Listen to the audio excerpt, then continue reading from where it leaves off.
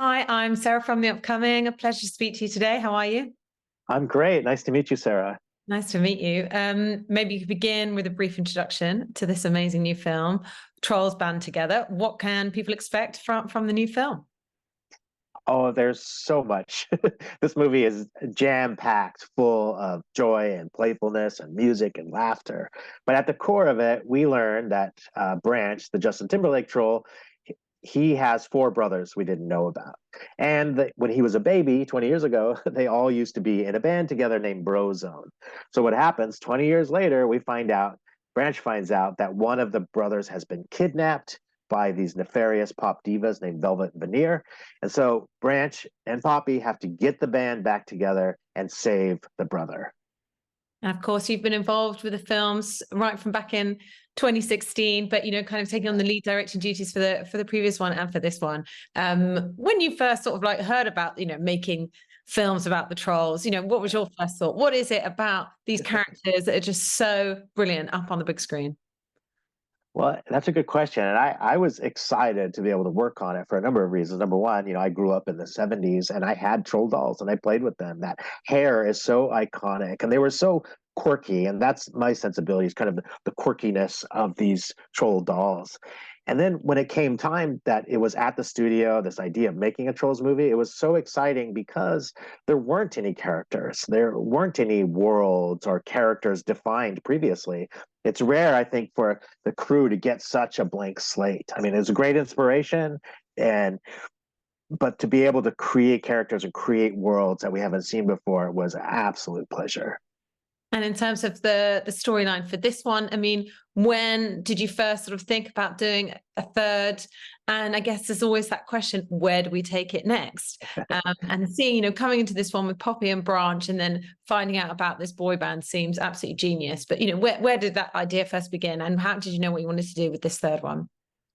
Yeah, it started long ago with a conversation with Gina Shea, again, our producer. And during Trolls 1, we started talking about where this film could go, and who these characters are. And we had a long conversation about the experiences of our past kind of create who we are today.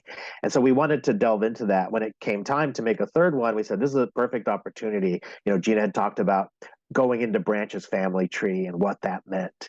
So that obviously led itself to, okay, he has these brothers. Of course, they were in a band together. It's a family band, but it's also a boy band, given the nature of Justin's history. So it all just kind of organically came together. But an idea had started back in Trolls 1. And obviously, you've got this amazing central cast returning. Yeah. I just love all of them. Justin Timberlake and Anna Kendrick from the Pitch Perfect movies in particular, but even before then, she seems to just do this amazing thing of being like very funny, very relatable. Then she's got this amazing voice. What was it like working with them in particular? But then also inviting some new people on to take on the new characters. Yeah, it's great to work with Justin and Anna again. Like I said, we started Trolls 1 in 2013. So it's been about a decade of working with them. We've gotten very close with them. We talked about the characters and their evolution. They bring so much, especially Justin is the executive music producer. So he's very involved in the music side of it, choosing the covers, talking about the originals and where they go. And Anna, we see a whole new side of Poppy. It's this even more playful. She kind of becomes this really kind of goofy super fan, which is great, a way to kind of celebrate the fans of these bands. I mean, they are integral to the story and to the evolution of these characters. Plus, the opportunity, like you said, to bring in, we have so many new characters. Like the plan here was, let's have a whole cast of lead characters. That's what all Branch's four brothers and Poppy's sister. Like there was just an opportunity to play in the casting of not only comedians and great actors, but also people that have performance background and can sing. Again, just a huge pleasure. And do you find, because you've done the voice acting as well, like Rumpelstiltskin and things like that, does that give you a different approach when you're working with the actors? I guess because you've been on the other side of that, so you can help in and how Yeah. you do them. I would love to talk about that maybe after the strike about Oh. that experience. Yeah. And then coming to the music, I mean, being a millennial, obviously I grew up with a lot of the boy bands, you know, had a lot of favorites along the way. How do you decide what songs to put in there? And then of course some of the original songs in sync, right? It's like back together. Like, I don't know, is that been 20 years? I don't know how old I am, very old. Yeah. But tell us a bit about the music that's in the film. Yeah, it's such a huge part of it. And one of my favorite parts. I mean, everything is my favorite, but I love working with the music, working with the musicians, working with our music producers. We have some great ones this time around besides Justin. You know, we have Mike Elizondo, who has worked with everybody. We have Joe Shirley, who did a lot of the covers. And that part's really fun. Like what songs do we like? What's cover songs kind of help support the story, whether it's the comedy or the tone of the villains. Like that's just a huge playground. And so we'll try different songs. With this one, we came to the conclusion pretty early on that the songs that fit we liked, and we just start working on those and making them better, making demos.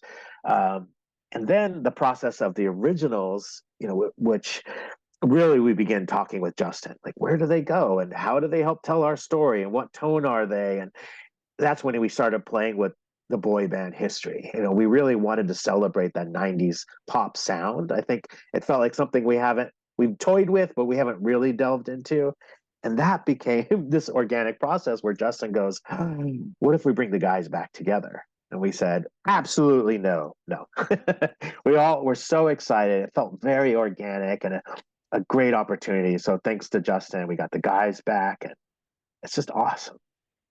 And I think what works really well, I mean, so I've got a kid, 3-year-old, who I took to the screening, and he was absolutely transfixed all the way through. But of course, I'm also sat there picking up on all these references to the names of the bands, the songs, all the other kind of innuendos and things like that. Is that part of, you know, when you're writing, when you're making the film, having that broad appeal is amazing. I mean, it's not easy though, you know, for the kids and the adults to be engaged and work on different levels kind of thing. Yeah, it's so important to us from the get-go. You know, it's always been the style of Trolls and the style of DreamWorks in general. You know, we start out going, okay, let's make a movie for everybody all over the world, which is an incredible challenge. And of course, you know, you can't exactly do that, but that's our aim. And I think really entertaining people from 1 to 91 is what we have on our mind. You know, how do we do this? And most of all, we want to have crazy, wild humor. We don't really hold back, make sure we don't offend anyone. That's important. But I really think the crew and, you know, especially our like team and our writer, Liz Tippett, we try to find a way to entertain everybody. Yeah. And in terms of the style of the animation, obviously, I mean, the visuals are just spectacular. And I do love there's such creativity. And I guess because you're not having to work from such an existing thing, you can kind of go wild. And I love the fact that it's mainly the computer animation, but then there are these snippets of kind of the 2D animation. So maybe you can talk a bit about the sort of technicalities of the approach and throwing those different styles in there. Yeah, for sure. I love that part of it. I think the Trolls universe allows us to do that. I'm a huge animation fan, and the crew really gets excited when we get to play with different animation styles, like the 2D stuff. You know, I went to school for 2D animation, so that's always been a part of me. It's such a huge part of animation tradition, so it was fun to play with that. We also got to, you know, we're big fans of stop motion. We got that feel in there. Also, this idea of puppetry is a big part of the team, and they love puppetry. You see some characters that really move like puppets. We tried some Japanese shadow puppetry to tell a part of the story, and we have this, you know, kind of anything goes kind of rule. I mean, it has to service the story, and it can't be distracting. But there's this playfulness to the Troll universe. And it's always like, we might not get to make another movie. Let's put everything we can into this one. So I feel like it was a success on that. And the fact that we've learned over the course of a few films that the audience is down for that. They're open and into it. They're so smart and savvy these days that I think they revel in how we play with different genres of animation. I'm almost out of time, but, you know, finally, in terms of the takeaways, I mean, there's so much in there, isn't there? It's really uplifting and you're kind of going on this journey, but there's a lot about that, you know, about family. And I guess through sort of like these other pop stars, Amy Schumer's character, you know, look, there is a bit of that in today's world, isn't there, with social media? Like, wanting to just give this false impression, and it's kind of trying to break that down and get behind that is a good message for young kids to realize staying true to yourself is really important. Yeah, yeah. There's, like you said, there's lots of takeaways, I think, for the film. Lots of themes that run through it. But this idea that you don't have to be perfect, I think, is a good one. That really kind of comes to the surface. This idea of the importance of family, that being in a family is hard. We acknowledge that, but that importance of connectivity, they're irreplaceable. I think your family, like that, is a big theme that runs through it. Again, so much. Yeah, the villains really, you find out this kind of the empty calories of the pursuit of fame kind of starts as a conversation in the film, all of that. But the takeaway is this joyfulness. Like you said, it's like you come there, you have a good time, but I don't think the jokes and all the playfulness would work as well if you didn't have that human experience running underneath it. And finally, very quickly, is there going to be a fourth one? Do you already know another project that you might be working on next that you can share with us?